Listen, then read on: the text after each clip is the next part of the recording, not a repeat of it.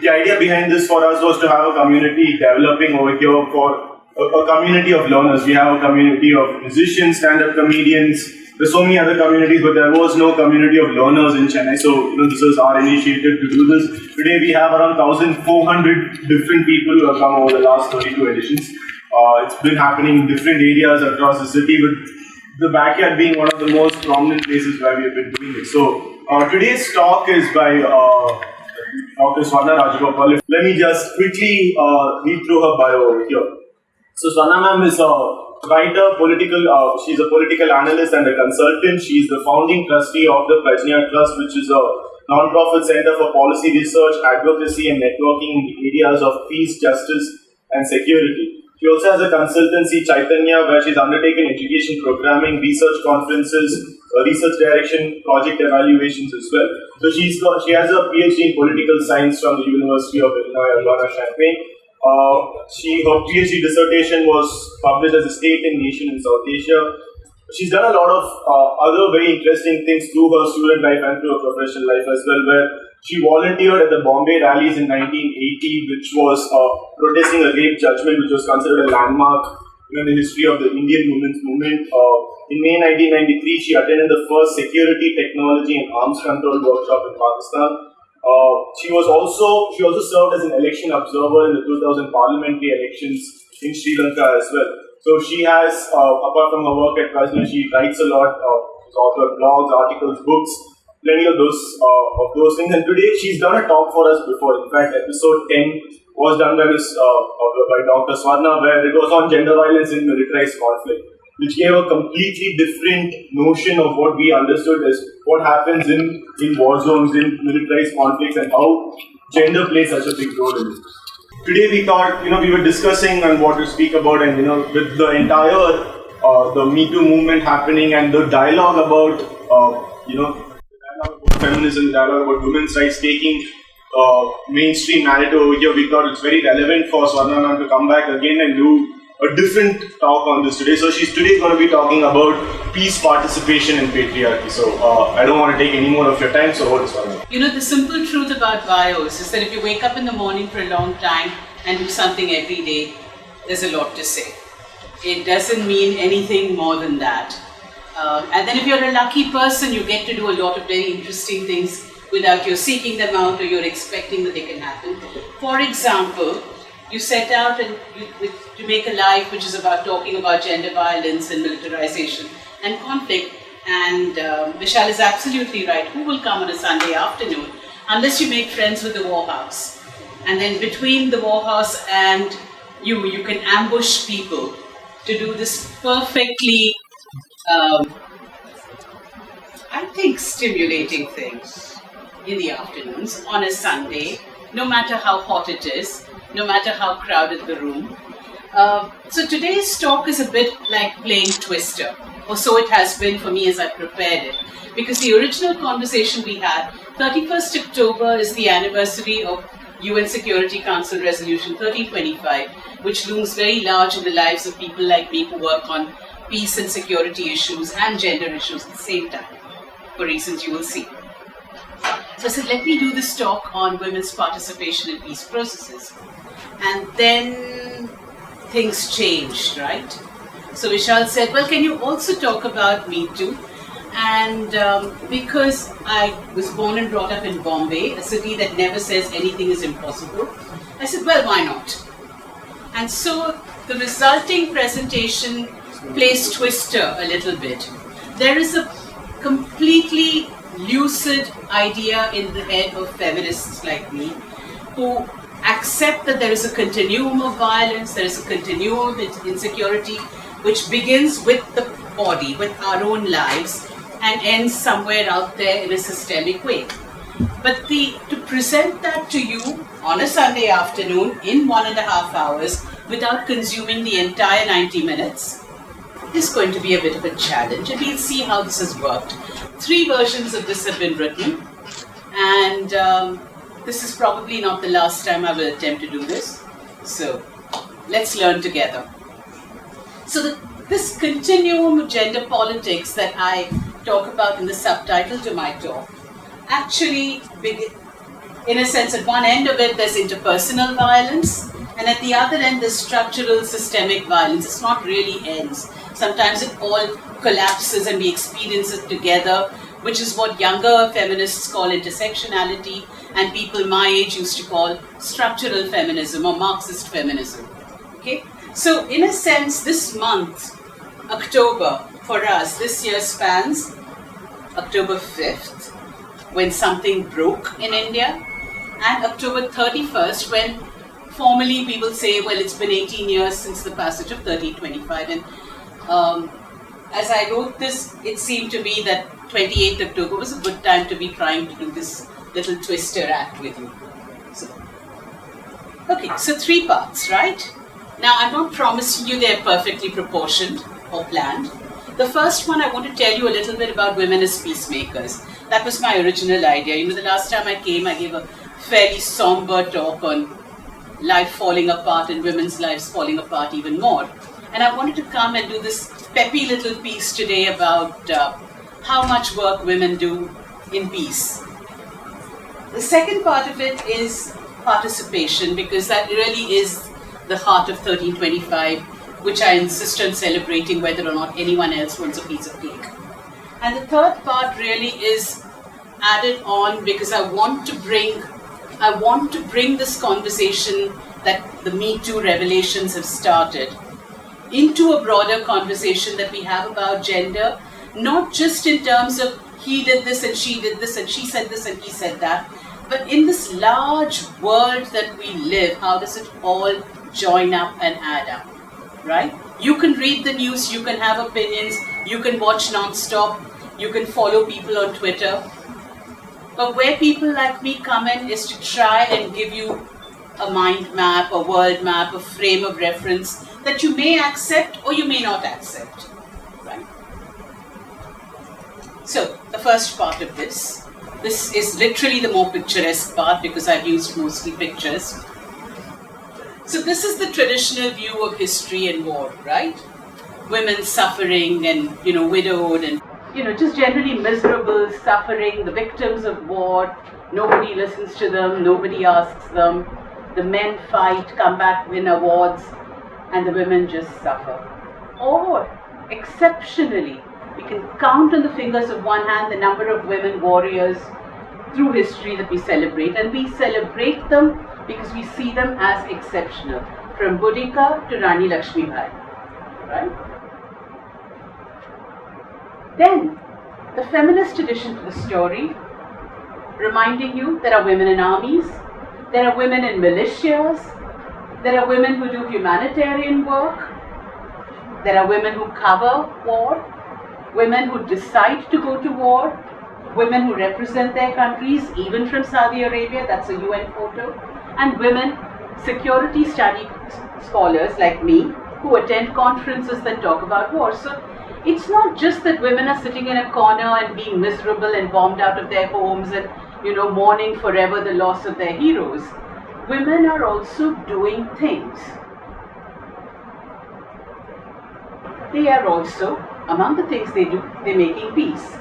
So here are peace protesters. This is an ongoing, in war and in peace, the women in black protest against militarization and militarism anywhere.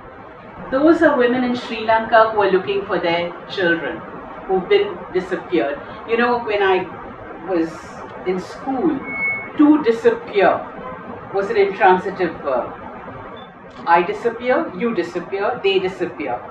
We now have to be disappeared, which has emerged as perfectly acceptable use in the last 15 years. Because guess what? People are disappeared all the time.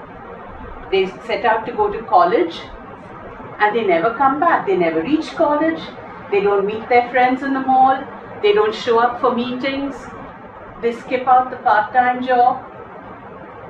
They don't come home, and their mothers, the first night they say, young men are like that, completely irresponsible.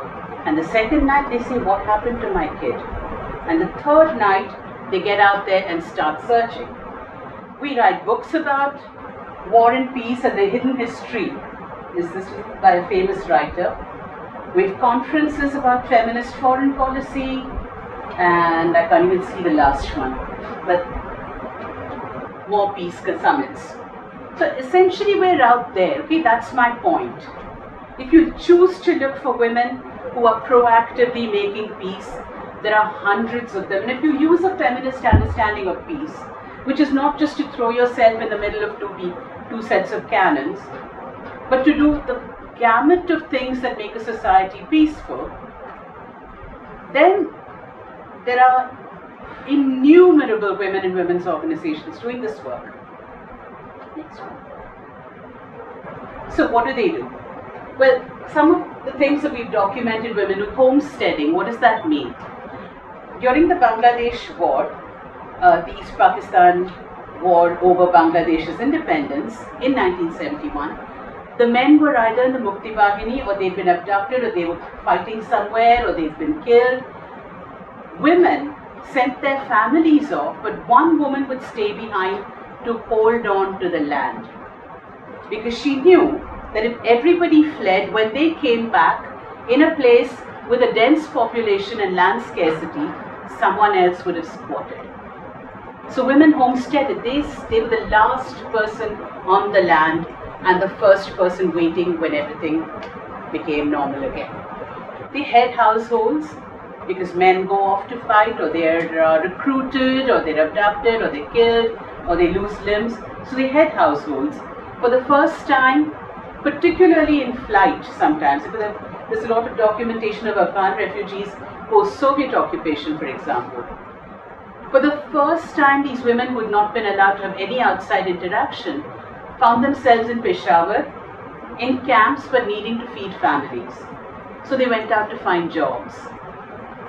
They fight. Right? And sitting in Tamil Nadu, we can't forget the Tamil Tiger women. But there are countless examples around the world. Women picking up arms as well. Ancillary war support work. Famously, they cook, they nurse. Infamously, they had to work as sex slaves. Small children, older girls, young women, picked up from conquered villages and just taken off and used, shipped from man to man, commander to commander, unit to unit.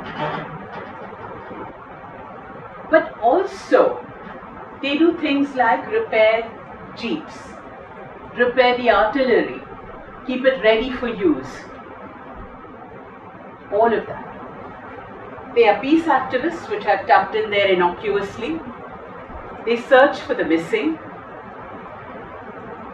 They do policy work. So, I mean, it's not like the whole country is a war zone, right? Somebody is still sitting in the office, somebody is still filing letters, someone is writing petitions, someone is creating a Facebook event. They do all of this work, policy seminars. And women who flee sometimes get their first chance at higher education. So women who left Sri Lanka, for example, in the 80s, many of them got graduate degrees in Europe and the US and England and came back to be lecturers. In Cambodia, they came back to take up professional jobs. And that became another kind of issue because the women who stayed home then got cut out of these jobs. So essentially, war and conflict give women a chance to be decision makers for the first time, because there's no one to say, hey, I'm the person to make the decisions, to learn new skills, and to be politically proactive. Women who are confined traditionally to the home and told, don't worry about all these matters, this is not your problem, for the first time in their lives get to come out because there is a crisis, and the only adult left at home who can go out to earn has to go. There are old people, there are people with disability, there are little children. Sometimes there's only the amma who can go and do the work. And so you have this new class of leaders, of professionals, or semi-professionals. And they are now able to take their place in a post-conflict, post-war polity. So we'll give you quickly 3 stories. were some exceptional women. But really to pick these 3 women was really hard, because I could have done 1.5 hours, 1.5 days of these stories. So Lema Kupoi won a Nobel in 2011. She led a peace movement, and you can read the slide, but essentially they did this amazing thing. The rebels and the government would not come to an agreement. They were taken off to Ghana to have talks. So Govi took all these women that she worked with from WIPNET to Ghana, and they went into this place, and of course they were told, you can't come in because we men are negotiating seriously, there's no place for you. So they said, fine. But you know what? We're going to barricade this building. You can't come out of this room until you come to an agreement. We're not letting you leave this space. So they barricaded the doors, they surround, complete ghera, as we say in India. Men tried to climb out of windows, but they shuttered them in. They would not let them leave till they had agreed to a way to end the war. And that is huge if you consider the costs of a civil war that wages for over a decade in a small country where nobody is left out. Now in India, what happens, we sit in India and we have this sort of artificial view of conflict, because India has a lot of conflict zones, but they're far away from us. In Gandhinagar, we can very easily pretend that this is a peaceful country. It is highly unlikely that more than 5 of our lives in this room are touched by conflict. Highly unlikely. Not impossible. But in small countries, whether it's Liberia or Sri Lanka or Laos, conflict means everybody is involved. And so the cost to each successive generation in terms of opportunity, in terms of health, in terms of everything, just the chance to have an ordinary life and to obsess over something as simple as TV or Netflix up. Man, what a luxury that is. Our biggest problem in Chennai is Tanni, right? But what a luxurious problem it is. To be in a place where we can expect with entitlement that water will be delivered to our door, at least in the middle class. And to be a little guilty about the fact that there are people who don't get it, but at the same time not to feel like all water lines have been destroyed or contaminated for 10 years. So you think of what she did along with her colleagues, just sat there and said, you're not getting out of this place without an agreement. It's an extraordinary act. Next. Visakha, another exceptional person, but not so exceptional if you consider how many people do things like this. Her younger son, 2 sons in the army, younger son disappeared. So Visakha realized the government was not going to bother. Hundreds of soldiers disappear every year. Sri Lankan army. She decided to go with a group of mothers into tiger territory and speak to tiger commanders. So they would just go regularly, and this was an ongoing thing. Sir, have you seen my son? And there were mothers going into the jungles to meet commanders who were the sons of other mothers, who were the brothers of other sisters. And after a while, they began to take them, what you do when you go to see your family members, particularly younger ones. You take sweets, you take biscuits.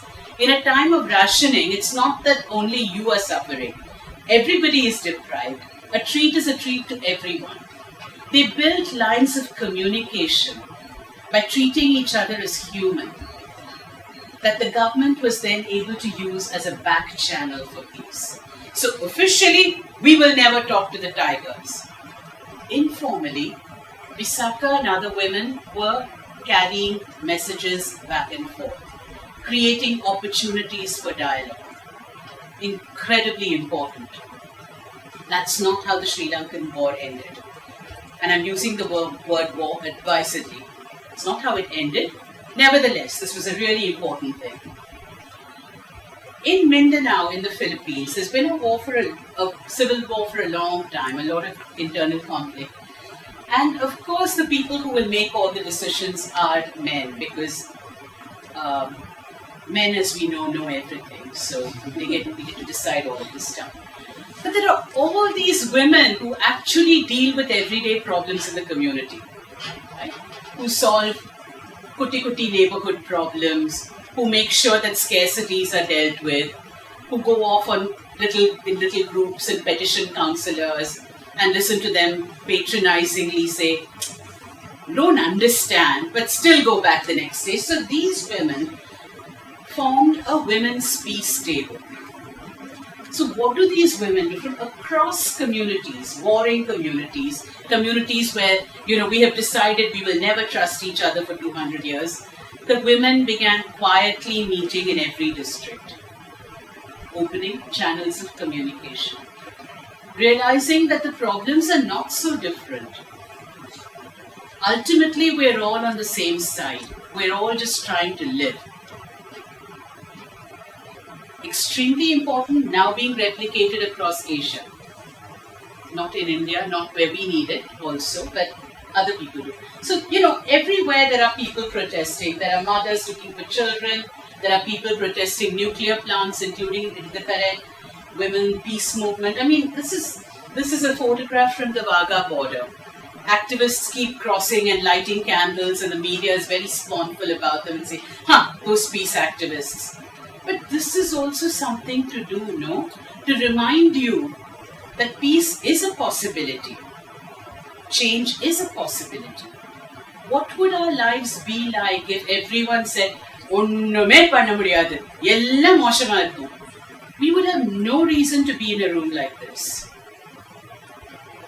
But Syrian peace talks, you have to magnify this photograph and then look at other versions of it and put your glasses on really close and clear. There's a woman somewhere here. There are no women in this place. There are no women at this table.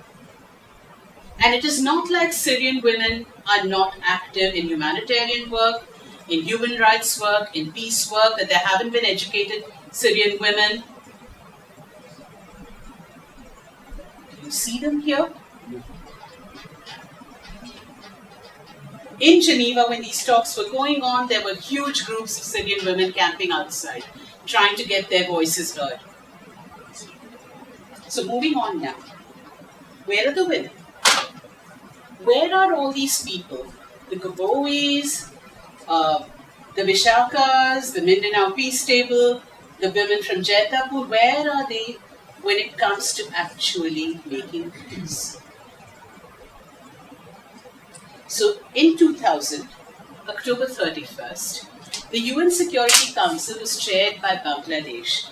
And after many years of lobbying by transnational feminists, they passed UN Security Council 1325 unanimously. Security Council Resolution 1325 unanimously.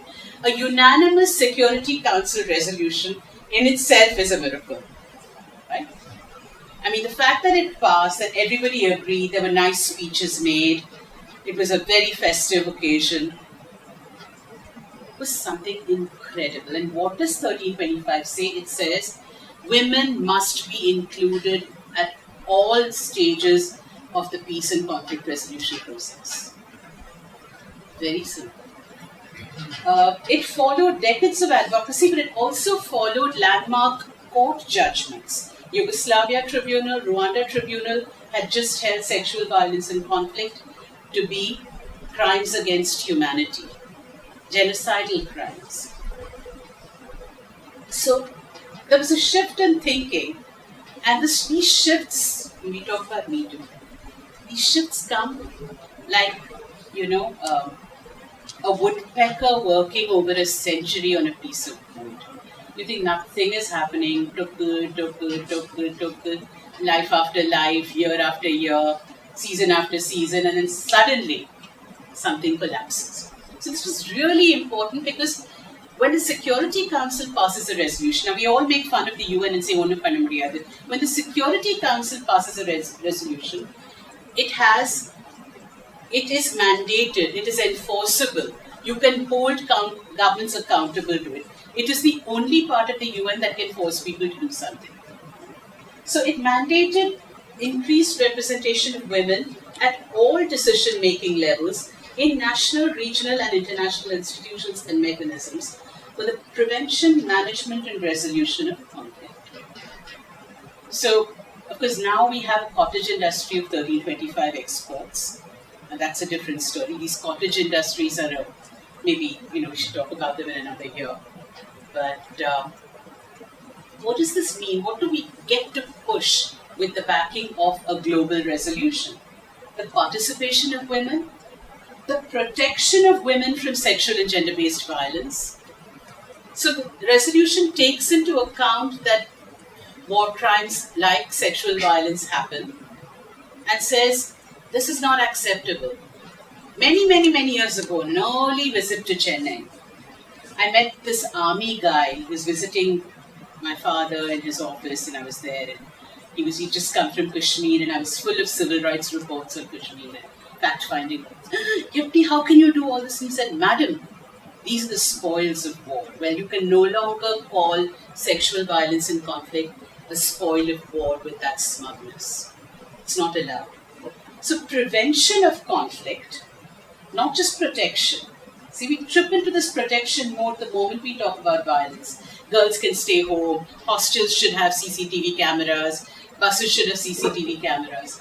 But prevention, how do you stop people from doing this? How do you set up infrastructure that makes it impossible?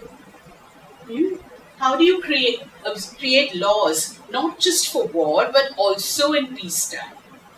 So you have a war situation, and you have these UN-imposed rules about impunity and prosecution and so on. But when you step out of that context, it's free for all. Anyone can rape, anyone can molest, anyone can be abused. Society has no mechanisms, no. The resolutions that go along with this recognize that it all comes together. And relief and recovery. So you have hundreds of thousands of refugees like the Rohingya, but you're not preventing violence there. You're not doing anything for them. How do you set up camps? Are you taking into account women's needs? Where are the women's toilets? Are they having to go past all the areas where young, bored, frustrated men hang out? Or old? Equally dangerous? More dangerous? In order to go to the bathroom? Are they waiting to gather in a critical mass, 7 women who need to go to the bathroom together so that they have toilet? What are they doing? What are you setting? How are you providing for them? Are all your aid packages going to this dead male head of household? Or are they also available for women who are in fact running the house now? So 1325 has been followed by several other resolutions, and together they're called the Women, Peace and Security Resolutions. So you'll see references to WPS. That's what that is. 1820 in particular is important because it's devoted entirely to sexual violence in conflict, and it authorizes the United Nations Secretary General to provide the General Assembly with a list of offenders. So it's a naming and shaming list of organizations that use sexual violence, of governments that use sexual violence as part of a conflict. So beyond that, now initially these resolutions were only about the state, government should do this, UN should do that, UN should do that, realistically, because who else is listening to them? But there is now a growing recognition that the government cannot do anything on its own. And in fact, in a country like India, which has signed on to this, India doesn't believe we have any conflicts. If you look at our government documents, we have disputed areas, we have disturbed areas, but we have no conflicts. Now, we have no conflicts, we don't need to include women or protect them or anything. None of this applies to us, because we have no conflicts. So now we are realizing that if you want this mandate to be brought to people, you need to include civil society, also states, but actually it should apply to everything. So for example, if you have, I would argue, if you have a caste-based killing because of an intercaste marriage, in the resolution of that, when you sit the community down to talk, there should be women in that conversation. It should not just be the uncles and fathers and brothers and Periva and Tata and so on. There should also be the women in that community, the young girls, the older women. In a sense, you could argue that the participation, prevention, protection, relief, recovery mandates apply to disasters. Because it's the same thing. Everything falls apart and needs to be rebuilt. So why shouldn't it apply there? If you consider that the values of 1325 come from older rights documents, like the Convention on the Elimination of Discrimination Against Women, CEDAW, then really, one of the powerful reasons why I remain engaged, I also write lots of critical articles about 1325, but I remain engaged with it because in my role in advocacy, it's a useful way to push people and say, stop faffing around. It's time to include women proactively. It's time to look at gender violence as a serious policy issue. It's time to look preventively. Think ahead when you plan. So the thing is that you talk about 1325 in conflict, you don't talk about the local context. It's problematic. But the question that I want to ask you is, why do you think this matters? I am standing here and telling you it matters, but I haven't told you why I think it matters. Why does it matter that women should participate? In politics, in peacemaking, in anything? Because that is the premise of this session, so, because they're half the population? Half the population, so just sheer representation. Previous context was that they were not stakeholders, but they are as equal a stakeholder, if not more, in any situation. They're equal stakeholders, you can't treat them as if they're not. Because it affects them also. Because it affects them also. Decisions we make in the name of a collective affect everybody in the collective. And this conversation is about women, but it really applies to all gender minorities, all minorities. Yes? Well, I think it doesn't have to be, the conversation doesn't have to be gender-based. It doesn't have to be gender-based. Because if you think that every human beings have the same sense of participation and skills. So it doesn't have to be gender-based. So let me take your words and interpret them back to you. So you're saying it doesn't have to be, gender should not matter, therefore women and men should be in government. That's what you're saying. Yes. Correct. No. It's just to clarify. Well, we cannot deny that the Rajagopalan was the Prime Minister. But in a bit, let's talk about Prime Ministers like Indira Gandhi also. So there is always a perspective. There's a particular perspective. So it gives a wider spectrum. So each group, each section, each person really has their own life experience, which gives them a certain perspective. And the more inclusive your social decision making, the better rounded it is. One more thing is what you said last time about a gender lens, or like what she said also, women bring forth a perspective from a gender lens which is otherwise not necessarily seen by anybody else. So women are able to bring things to the table. The other day I was in a newspaper office and essentially we were talking about reporters and male reporters. The thing is, if you didn't have any female reporters, there would be a host of stories you could never do. There would be people who may not be comfortable, like now we're all talking about menstruation. It doesn't matter to old shameless people like me, but it may be uncomfortable for a lot of women to talk to a male reporter about menstruation when they still hide their pads from their brothers. Whereas that access is easier for women, and the other way around too, I guess. I'm sure that we do male-only sessions on consent, which we don't enter the room at all. I have no idea what people talk about there. But surely, one woman in the room would alter the conversation. So, it is really important to do that. Any other reasons that we haven't talked about yet? Yeah. This is not to boost the ego of women, but without women, the human world wouldn't be there. Without women, the whole Human world wouldn't be. Yeah, I mean, to be fair though, that's also true of men. Yeah. It takes two. Okay, moving on. So here's some data on women in peace processes, since I insist on flogging my own horse here in the stable. I'm just going to let you read these stats. Put them together because I thought you'd be impressed. But reading out statistics to a literate group is really rude. So, general evidence is that when women are involved in making a peace, the peace lasts longer. Maybe it's because there are more stakeholders invested in sustaining it and supporting it for a longer period. Maybe it's because it takes into account a wider range of issues when everyone participates. But just simply that it lasts considerably longer, at least 15 years, if there's a mixed group making the decisions. Despite this evidence, and the fact that did you see the Nobel Prize announcement this year? It went to two people, Nobel Peace Prize went to two people who've been working on sexual violence and conflict.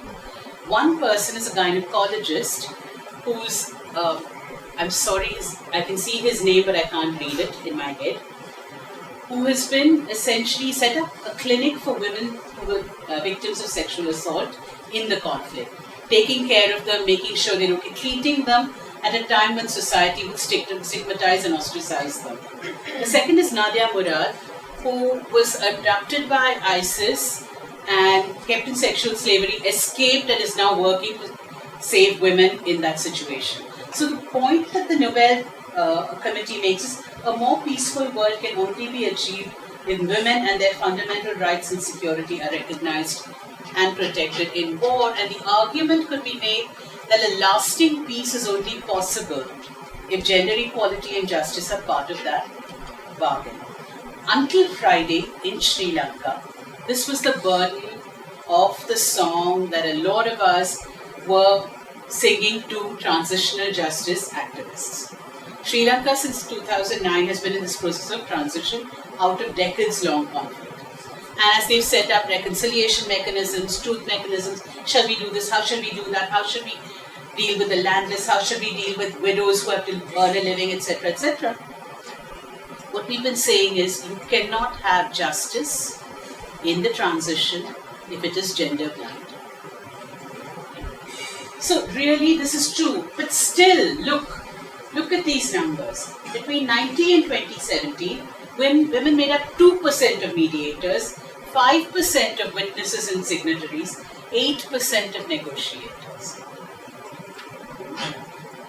Only 3 out of 11 peace agreements signed in 2017 had gender-responsive provisions, which means also, among other things, that if there has been sexual violence in the conflict, you will not allow impunity. People will be punished. There will be cases heard, complaints heard. None of that was considered important.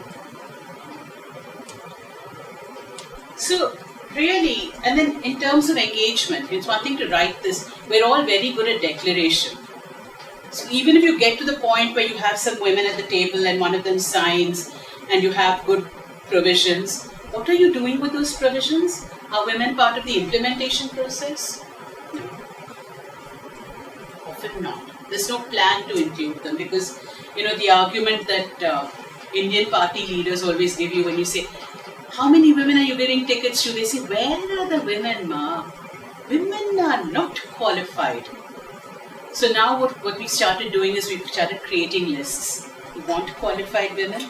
Here, page 1, page 1025, page 3054. So why are we still having this conversation? In 2018, I am today preaching to the choir. I don't think there's anyone in this room who really thinks women should not participate as equals in any of this. So why am I still even needing to make this presentation? Because in terms of designing the entry door, I think we are all agreed. But when we look at the terms of engagement and we look at the things that stop women from coming through, we're still in different places. Men, women, and gender minorities, all of us are still products of patriarchy, beneficiaries of patriarchy, living in patriarchy. So for each of us, and I include myself in this number because it's a journey that all of us are walking. We learn from day to day. Each time I do this, I learn to do it, and I have a little more clarity. On one little sentence, I say, "Oh, Amma, that was accidentally exactly the word I've been looking for 10 years." So this is something we're learning. We're all part of patriarchy. And so, now, I came to feminism as part of my heritage. I come from a feminist family, 3 generations, 4 generations of people with a very strong feminist politics. Independent women, many women. And then as he read out from my bio, I was part of these amazing moments as a teenager. My cousins were part of the protests against the Mathura judgment, and so when your akka goes somewhere, you just tag along, and so I did, and so I learned. I didn't really study feminist theory in college. It wasn't offered anywhere, and I didn't take it. I had a straight political science background. So for years, and I mean years, I rarely used the word patriarchy in my presentations, in part because I was afraid to use it. I wasn't sure what it really meant, and I wasn't sure I could map how it worked in a way that I could tell someone. I think some of you, and you work in education, but if you teach, you know that you can only teach things that you have complete clarity on. Not certainty, but clarity. There should always be a little room for doubt and learning. But beyond that, you should be able to make a sentence back about something before you can teach it. It took me a long time to get there about patriarchy, but now that I'm there, it seems to me to be in the crossweave of every life experience. And I think, how did I miss this? So, what is patriarchy? I'll just do this. A society in which the oldest male is the leader of the family, a society controlled by men in which they use their power to their own advantage. Simplistic. Simplistic definition. What it means for us: privilege, male preference in India, male child preference, entitlement, impunity, and exclusion. So, this is a room of very privileged people, gender apart. The fact that you're sitting here, that you can sit here, that you can access the means whereby you learn about these talks, that you can register, that you can come here and spare an afternoon, that we can have this conversation in English. I mean, the markers of our privilege cannot be counted on the fingers of two hands. And then there is privilege beyond that, right? There is the gender privilege of patriarchy, which we are used to. It is normal for us. In the most liberal families, in the most self-certified liberal families, male privilege is a reality. It is in very small things. It's in the expectation of who will wipe the table after dinner. It is when you have a gathering, and where people start streaming in. It's the expectation of who will go inside to help fetch the food. It is in who will inadvertently get offered the first cup of tea on a tray. Maybe these are not big issues in the scheme of, the miseries that the world has to offer, but they are things.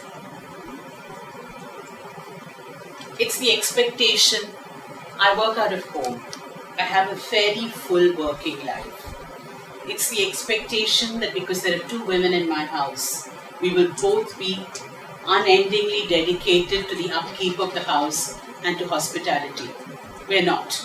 We're both fairly introverted, reclusive people and happy to outsource that work. But that privilege, that being able to take for granted that, hey, I've made a little money, I can go off on a holiday and not look back and see, oh, my mother and my atte are alone at home or somebody else. I don't know what it is. Maybe I'm picking the wrong examples, but it's just a thing and it's there. And it speaks in a variety of ways that we experience, in a variety of realms. We talk about entitlement. I'm entitled to 5 out of 9 puris. I am entitled to pick what we shall watch after dinner.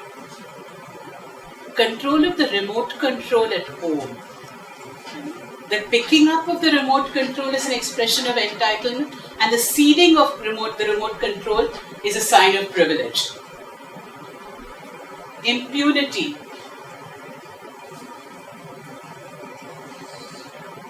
Your son is pulling my daughter's plait on the playground every day. You must tell him he cannot play soda. Ma, boys will be boys. Starts there, it ends with celebrated editors. I'm coming to the point that you want to get to. Exclusion. Who gets to be in a conversation and who doesn't. And turn by turn, the problem with the way we talk about these issues is also that we set them up so it's an either or. So today we're talking about patriarchy, gender justice, Me Too, violence. It's a conversation in which women are included by gender and men wonder if they are excluded by gender. But it shouldn't be, because this thing cuts all ways. Everybody is hit by this. Everybody is really a victim of patriarchy. And we need to understand that. We're all in this boat together. It's a leaky boat, it's a stinky boat, and it's going to capsize, taking us all with it. So patriarchy sets up these binaries, right? Men, women. Public, private. Work, home. War, nurture. The earliest feminist thinking on peace actually centered around nurture. Women were mothers and therefore they were peace-loving and therefore they would be less inclined to go to war. And then we had Golda Meir, Indira Gandhi, Sirima Bandaranaike and Margaret Thatcher. Toughness, sentimentality. Will Hillary Clinton be able to handle the nuclear hot button? She's emotional. She was loyal to her husband, which we liked when it was a good patriarchal thing. But now we don't like because the nuclear hot button is a male thing. I don't quite understand the public. Well, this idea that the public sphere is by right a male sphere. That men are the leaders, men go out to work, women stay at home. It's just that division of who gets to do what. So when women go out into the public sphere to speak, they are defensive. Why are there not more women in politics? You go up to some perfectly wonderful, bright women, great charisma, and you say, politics is... And that's actually internalized. It's the internalized binary, but it's also the reality that when we step in there, they are under scrutiny for everything from Yenna Madri Podave to who did she talk to, or she has 2 young children. She leaves them and she goes for a meeting. Why are you having a meeting at 9 o'clock in the night, I want to ask you? Can you not finish this business in daylight hours while her children are in school? No. Because men can meet at any time. So you kind of see that when you start ungrading this, you see that difference actually makes a lot of, it actually has an impact on all sorts of small details. Leadership and service. Men set up an organization and do all kinds of things, and then it's listed as an example of their leadership. Well, 3 years ago, we have a visual archive at Pratya, and we put out a call for photographs asking women to send photographs of themselves as leaders. And I thought we would get head girl, we would get sports captain, we would get captain of the basketball team, we would get I ran the debating club, at least. If not, I am president of my local ex-Nora. We got 4 responses. This is relative to getting almost 100 on every other call for photographs that we put out.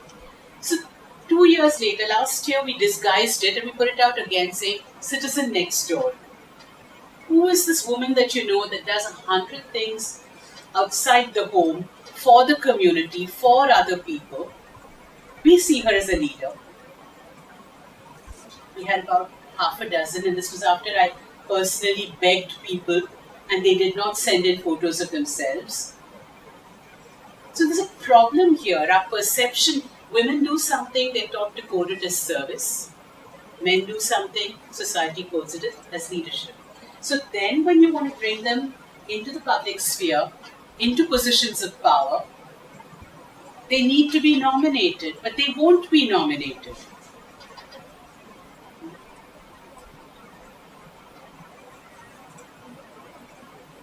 So I wanted to say that all of this stuff, stereotyping, roles, languages, language, the use of language, everything follows from these binaries. But the binaries are all fake. Even gender is not a binary. So, you have this whole magnificent, what is the word that social science loves? Parsimonious binary framework. And everything is supposed to be neat and tidy. It's like, with due respect, if there are interior decorators in the room who try to design bookshelves for book lovers, okay? They give you 5 shelves, they're beautiful shelves, and then you look at your books, and you fill the bookshelves, you take a photo, and then life goes back to normal, with books growing out of everything, sitting on every surface, under you, over you, on the side. Life is like that. It is impossible to actually set up something this neat and have it be real. So the point I want to get to here from this whole discussion is that inequality is violence. The moment you have something that says you are in, you are out, you are better, you are worse, you are important, you are not important, you have an unequal system, and unequal systems are maintained through violence. The violence can be of any sort. It can be the violence of being overlooked completely. For example, in a classroom, you have 30 students, you ask a question, and 2 boys, 3 girls put their hands up, and you go straight to the boy and say, yes, what is the answer? That. And then over a period of time, the girl says, why should I bother? My hand is paining. Or you choose people, you choose them by gender. Who will be the best person to lead a project on surveying gender relations along the Kugam and the Adayar rivers in the post-2015 flood? And you take 5 male researchers say, they can go out at night, no? It begins with inclusion, exclusion, making decisions like that, and goes on to other forms of abuse, sex-selective abortion. You're constantly saying, this is the kind of human you want. You're going to have a perfect society if we all have sons. Then the sons won't have anyone to get married to.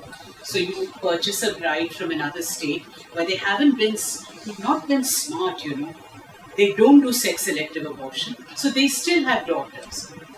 But you are in such bad shape, you cannot afford enough brides for all your sons. So you get one woman and you have them share the woman.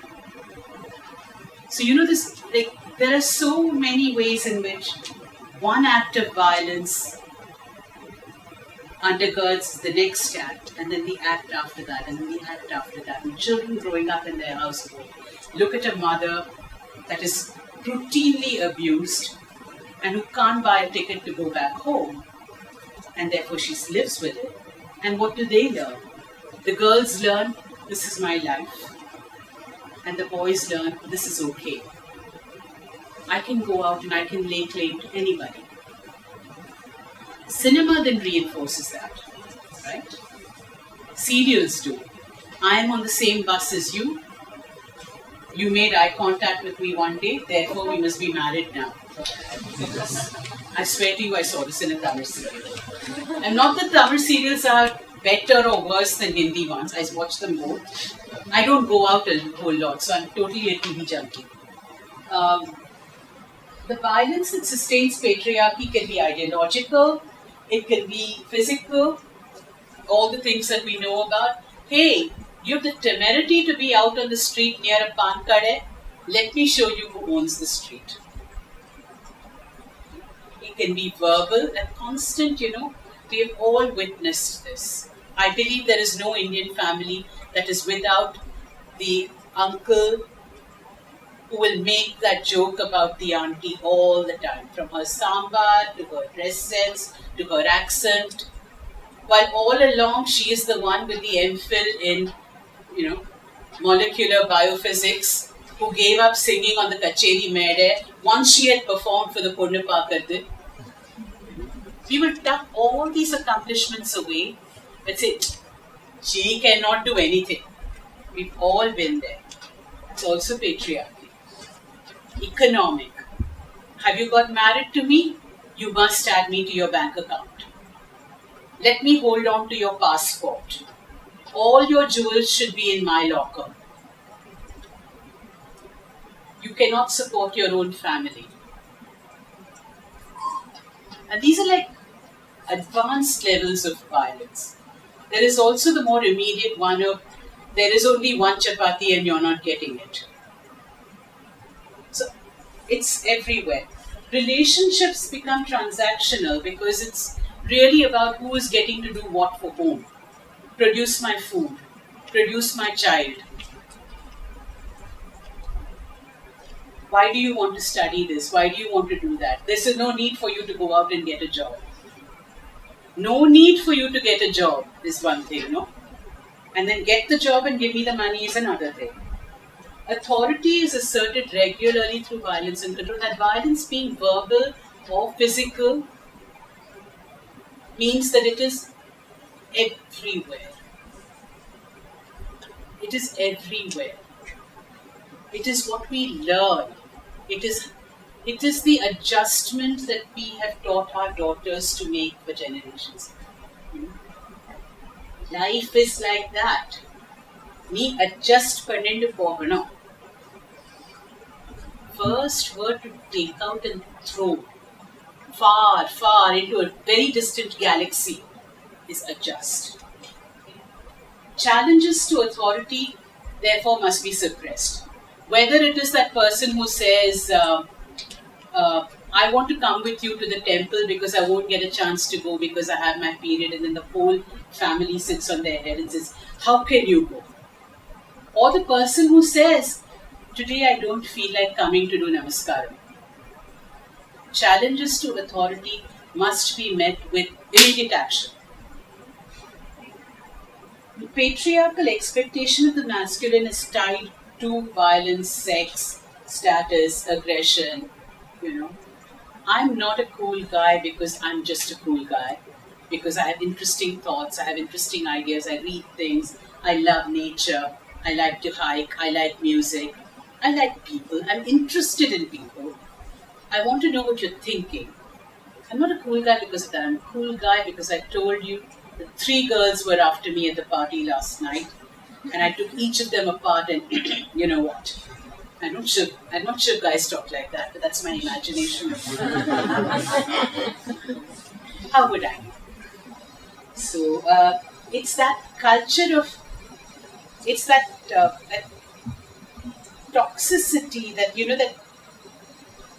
So one manifestation of this, and I put it in there because I can't resist, and it must be said because we're in an election year. One manifestation of this enduring love of masculinity and patriarchy is our search for strong leaders. He will make the difference. He has a chest that measures X. He has a voice that is as deep as the bottom of an old volcano. He has this quality, he has that quality, he is decisive, he is strong. And therefore, that's the leader I want. So this fascination that we have with authoritarian leaders comes from our patriarchal hearts. We want a strong father to whip us into submission. It's actually very frightening. I will say that. How does this play out at home? Like, who's the husband and who's the wife? Like, that's what they ask. Exactly. Yeah. Exactly.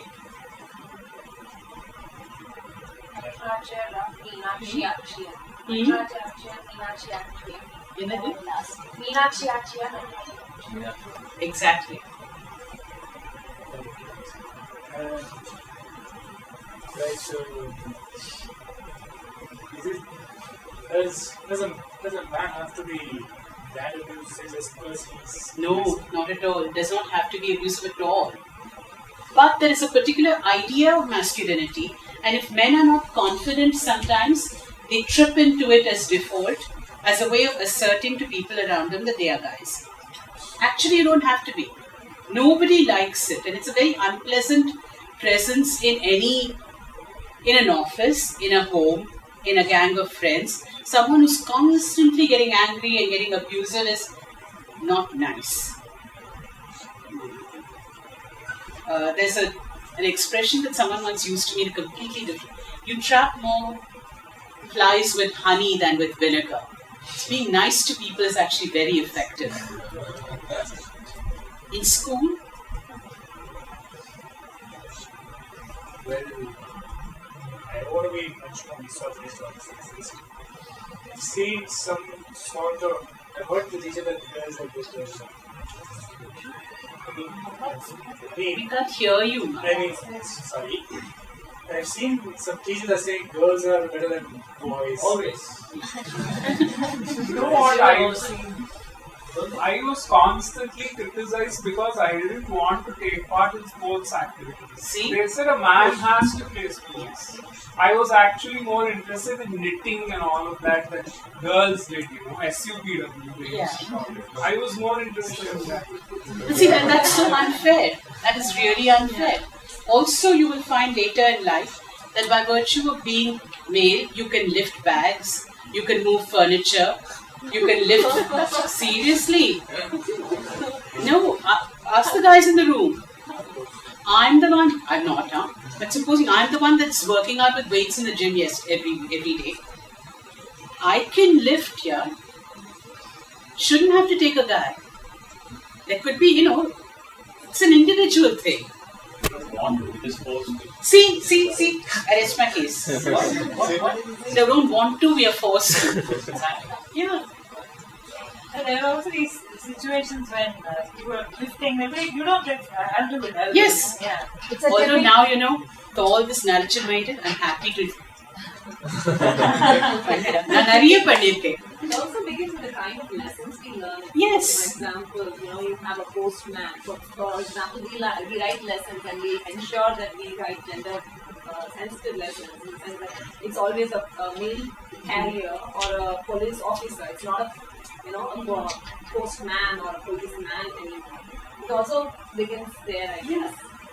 Especially at schools and what we are doing, we notice that a lot of the curriculum and the way it's narrated is put forth from a more male perspective. Like women are educated that they shouldn't do particular things, and men are like, go ahead and it's like the context that boys should be taught not to go harass girls rather than girls should be taught to protect themselves. Even if it's not so obvious, like in a physics lesson when they're using a subject, it just says he lifted, there's no story also that it's just out of context. But also nursery rhymes, no?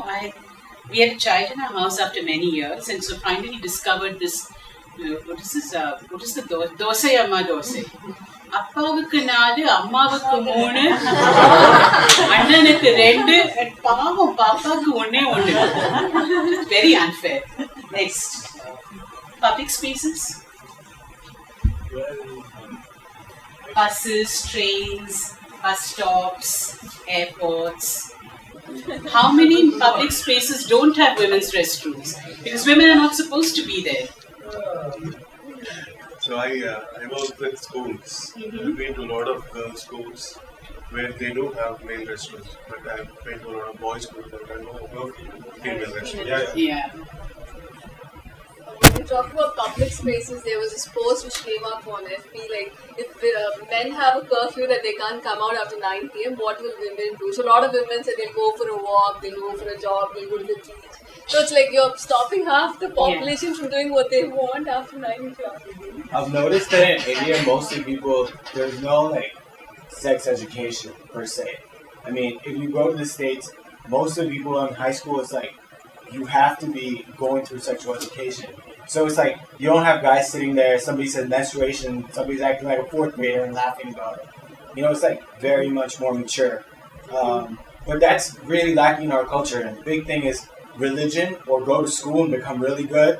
You can't do sports because you must be an IT guy or a software guy. It's just really sad. So that's one thing I've noticed, that in India there's not much focus or emphasis on, hey, these are how women are, these are how men are. I mean, You don't think so? not really. Lots of I girls never had that. Lots of girls who win gold medals up to middle school. The moment they get their period, they get pulled out of sports activities. This is one of the things a few years ago, we ran the 16 days campaign against gender violence, which is coming up. And we began doing self-defense sessions. Not so much because we think we should be walking around attacking each other, but really because women lose confidence in their bodies. From about 12, 13, they stop running, jumping, playing vigorous sports, And so when someone chases, you don't know how fast you can run, how far you can run. You don't know that you can kick, you don't know you can throw a punch. And so that's something that's really important too. And finally, let's talk about work. Let's now come to the topic of the day. Okay. Insight, what kind of dresses women should wear, the way they interact, people they interact with. So we're still talking about dress codes for women. But what are the other ways in which patriarchy's transactions of violence work out in the workplace? Just a general question. Yeah? General, with regard to all of this, what do you think about chivalry? Chivalry, when it's consideration, is one thing. I think men can be nice to women and women can be nice to men. But if you are coming with a big basket of handouts and I'm at the door, I think I can keep the door open for you. I don't think chivalry needs to be gendered. Kindness doesn't need to be gendered.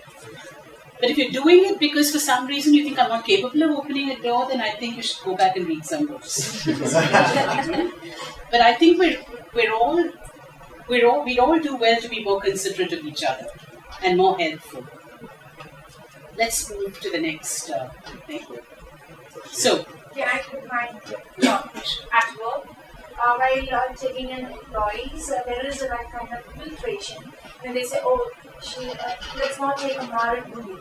Because for her, after marriage, she'll be getting into the family and she'll definitely quit or have a particular break. So let's not consider them. So these kind of things. There's a glass ceiling. Yeah, there is very much a glass ceiling. And I think there's a clear inequality when it comes to women getting jobs in the STEM fields. I read an article on Medium which said even though there are openings, women are being denied jobs because there's just an assumption that men are better at STEM jobs than. My college, it was a very, very prevalent thing. I did mechanical engineering. There are 700 men, 1 woman. Yeah, mechanical particularly. Not so bad in computer engineering. Mechanical or aeronautical. Yeah. Okay, let's move on now. I'm just going to move because I saw someone's watch upside down. What happened on October 5th? The first Me Too stories were posted, right? And then they started a flood, which is not so much of a flood today, but still very much on our minds. Would you like to? So, Chakraborty. This is Utsav Chakraborty, the comedian of Yeah. He was outlined So he was called out for sexual harassment, and he again put some very stupid statements saying like, I would take it like this, I like this. He blamed Snapchat for Yeah, there was a series of Twitter posts in which he said he was actually victimized and he had a victim there. Is that what happened? Tanushree? No, all of them. I mean, this is sort of the date on which they all began, like the dam seemed to burst, at least on social media, right? Like MJ Akbar. And then all the MJ Akbar stories. Vairamuthu. I mean, at this point, it's hard to know who's still standing, right? And I don't say that lightly or in jest, but it's actually we're now in a very strange moment where the stories are still coming, and we're still trying to sift through them and make sense of what's going on around us. But for people like me who've been working in the area of gender violence awareness for a very long time, honestly, we could not have predicted that this is how this moment would have come. You know, we keep saying end the silence, talk about it, share your story. We say it all the time. But we would never have been able to predict that this is the moment, this is the way, these are the stories that would come out. And people ask me, what do you think about the Me Too stories? And I'm going to make this discussion about my views. But I think, things have to give. At some point, we have to figure out what it is that has been going on, what have women been experiencing. And all of these are bright women, these are successful women. And these are women who've been able to overcome that obstacle. We started by saying, why are women not in politics? Why are women not in peacekeeping? Why are they not in the public sphere? What is it that is stopping them? Why do we still need UN resolutions on this? Because violence is an everyday deterrent. From determining how you pick your bus. This is the best bus to go to my college, but to go to this bus stop, I have to go from there to there. Then there's that little stretch for 30 seconds, which passes a Tasmac shop. So I will take this other bus, and it comes only once in 2 hours. So I have to take it and reach college 2 hours early. You ask women around you how much they strategize safety. Routinely. One of the earliest lessons my mother taught me, don't go into a room alone and shut the door behind you.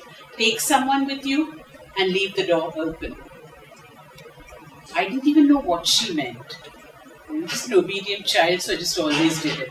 Now I know. And in US universities where I taught for a long time, these doors are massive. They're heavy. You really can't push past them. You better prop them open when someone enters your office or when you enter someone's office. It's very difficult to articulate just how much we plan every single little thing. I've done 5 years of Russian. I have one course. That course is 8 to 10. Please let me go. 10 maniki bus kadiyadu. I cannot come and pick you up. Yenkita car kadiyadu. If you had a brother, he would come and bring you back on the bike. Because our roads are not safe. So across the board, work, same thing. When I started out as an international relations student, there were not many women in my field, and there were not many women at conferences. Often I'd be one woman in a room of 20 men. And I don't even know, I remember feeling alienated, I remember feeling isolated, I remember always doodling or writing or, not making too much eye contact. But it's a very tough place that you're always afraid. A human thing is just look at another person and smile. My mother used to say, "Romba chirikade." Don't smile too much at men. I wasn't smiling at a man. I was just smiling at humanity because, I was just happy with my life. Little things. What do these things have in common? Okay, there was a power relationship between the two people in virtually every story. Consent was ignored, or in one story that came out this morning, she was too scared to say anything, so she went along. Now, under the Rape Act, the rape law, that is actually rape. If somebody is too scared, too threatened, too intimidated, too drunk, too ill to protest, that is not consent. So it should count everywhere else. Survivors felt nothing would come. What is the point of telling everyone? Everyone will only blame me. Why did you go? They're asking that now. Why did you go there? Why did you look for this job? Must you do a night shift? We do corporate trainings on workplace sexual harassment. And there is this strange idea that night shift lana sexual harassment nadakkum. You know? Actually, light has nothing to do with it, no? It is the wish to control another person. It's the wish to assert yourself over another person. Whether you have electrical light or daylight, it's the same thing. The fear of stigma, again being experienced by all the people who've spoken out. Either they are a hero or there are people asking questions about their lives and character. You'd think the perpetrator is probably still going to get away with this. The performers who've been debarred from Music Academy this season. What will happen by next season? How many of us will remember? Interestingly, one of them was awarded the Rajagopalan last year, but they haven't done anything to take the award back from him. He's just not allowed to perform this year. But then, you know, the thing is, this is where the question of due process comes in. How far do you go without due process? And what are the limitations of that conversation? You know, what does the law say? The law was not thinking people would come back after 20 years. The law is thinking, I have to deal with someone who has a problem today and ensure they have justice within 6 months. The law is not imagining this. Nobody imagined this. So we don't have provisions for that kind of ex post facto due process. There is a false comparison now that is made between the person who was assaulted or harassed and the person who is now being named. It is not the same thing. If you've been abused at any level, at any point, you know that that's an experience that stays with you for your life. It is not, you live with it in so many ways. If you watch Dr. Ford's deposition, for example, she talks about all the things in her life that followed from that one assault that she experienced. Violence always has collateral damage. Your whole family. People say, why don't you want to get married? Why don't you want to do this? Why don't you want to do that? Why do you want to have this? Why do you want dark curtains in your room? Everyone around you is affected, whether you are the survivor or the perpetrator. So it's not really interpersonal, is it? It's social.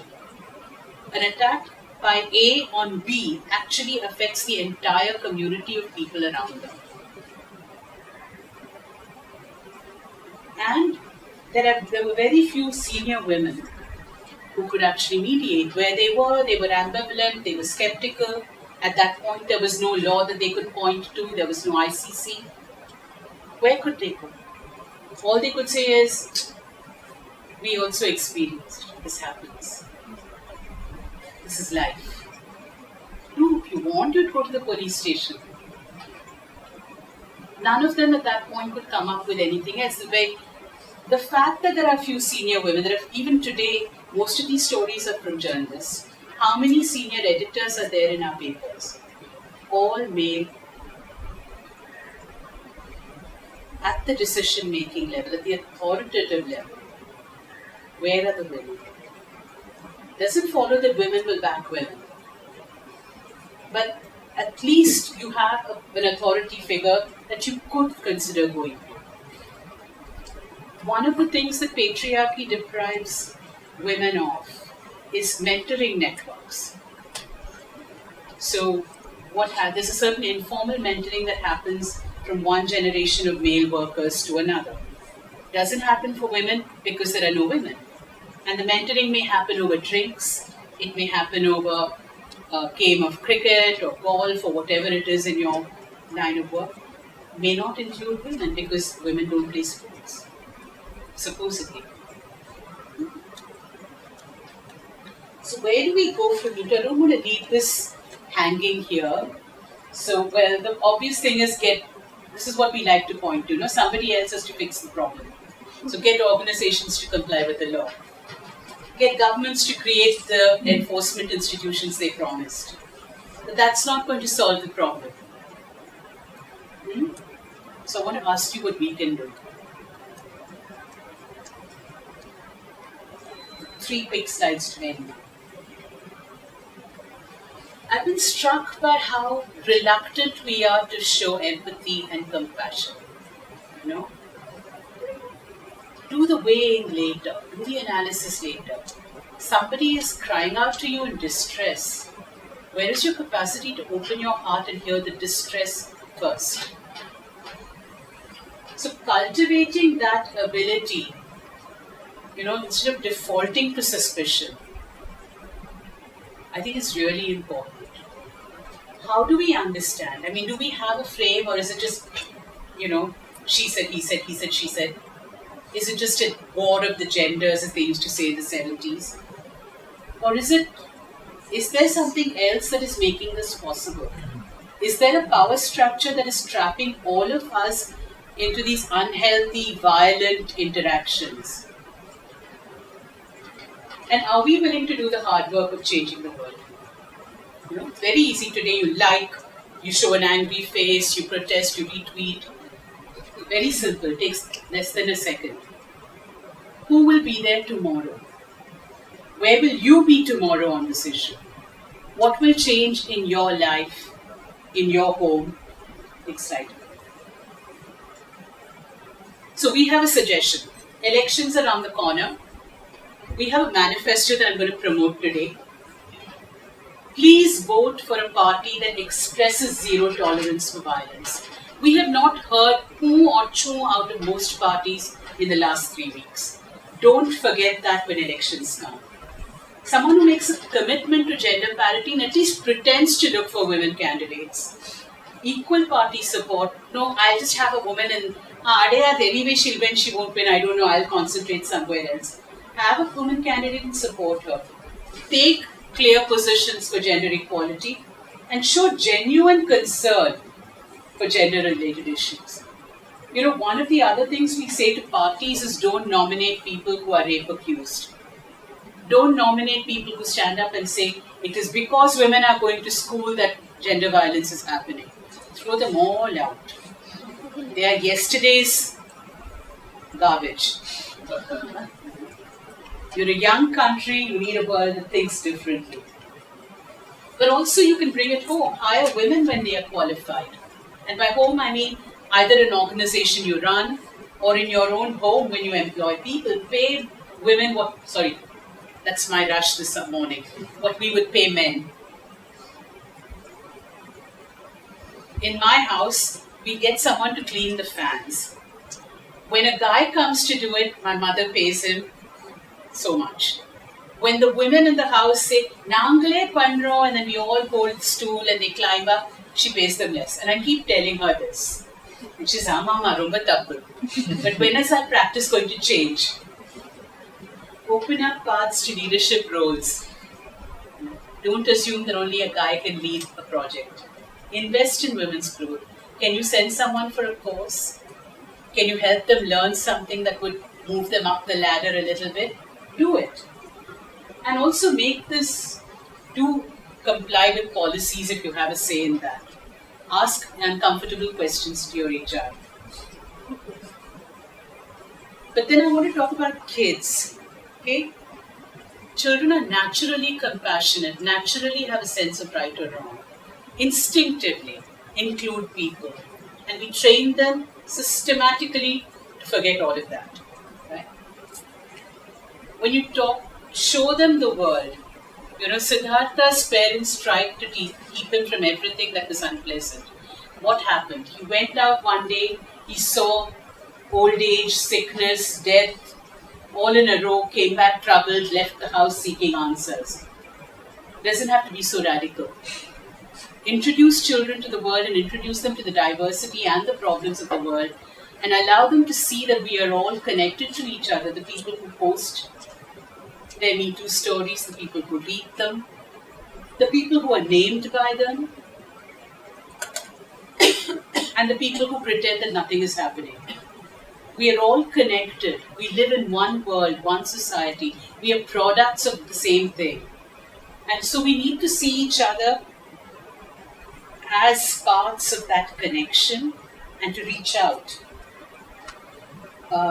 Also teach your children about consent. Don't do this awful thing that all our parents have done to us, which is to say, Auntie Vandirka, Auntie ka kisi ko de.